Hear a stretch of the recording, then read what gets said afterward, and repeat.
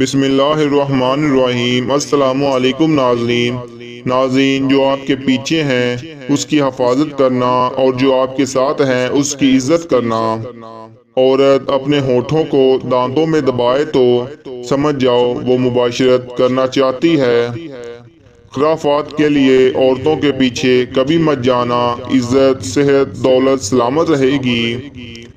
انگوروں کا رس پی کر جمع کرنے سے مرد اور عورت کو لطف زیادہ آتا ہے۔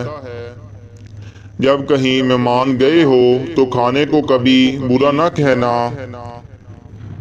جب عورت فارغ ہونے لگتی ہے تو عورت دائیں آنکھ میں پانی بھر آتا ہے۔ جو چیز آپ نے خریدی نہیں اس کا آخری نوالا خود نہ کھانا۔ جس عورت کے ہاتھ زیادہ لمبے ہوتے ہیں ایسی عورت کی شرمگاہ بھی لمبے سائز کی ہوتی ہے۔ دوران گفتگو اور محفل میں اپنا موبائل جیب میں ہی رکھنا اچھا ہے۔ دوسروں کی بات غور سے سننا، ہاں نہ میں جواب دینا اور آنکھوں میں آنکھیں ڈال کر بات کرنا۔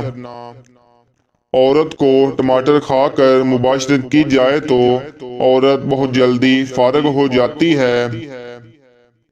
جہاں دعوت نہ دی گئی ہو کبھی مت جانا۔ خودداری اور عزت نفس بہت ضروری ہے۔ کوئی بھی موقع ہو، حتیٰ کہ جب بھی گھر سے نکلے آپ کا لباس صاف ستھرا اور دھلا ہونا چاہیے۔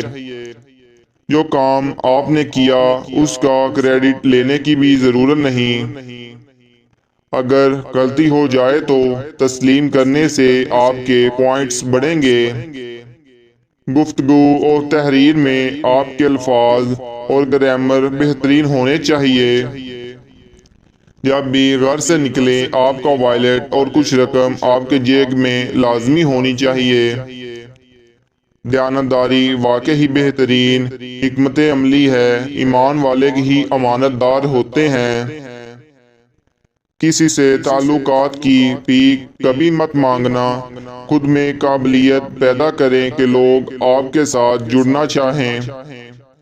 جو بندہ روزانہ نہار منہ ایک ہفتہ شہد کی چسکی لگا لیتا ہے اس کو زندگی میں کوئی بیماری گھیر نہیں سکتی۔ جو لوگ بینگن کا سالن کھاتے ہیں ان میں قوت مدافعت زیادہ ہوتی ہے۔ فارغ ہونے لگے تو انجیر کھا لیا کرو، منی رک جائے گی، ٹائمنگ بڑھ جائے گی۔ چہرہ روشن کرنا چاہتے ہو تو دہی کے اندر شہد ملا کر لگا لیا کرو۔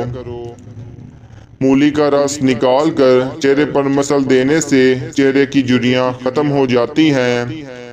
سر میں جوئیں ہیں تو چنبیلی کا تیل لگاؤ، جوئیں کا خاتمہ ہو جائے گا۔ ناظرین، اگر آپ کو میری یہ ویڈیو اچھی لگی ہو تو میرے چینل کو سبسکرائب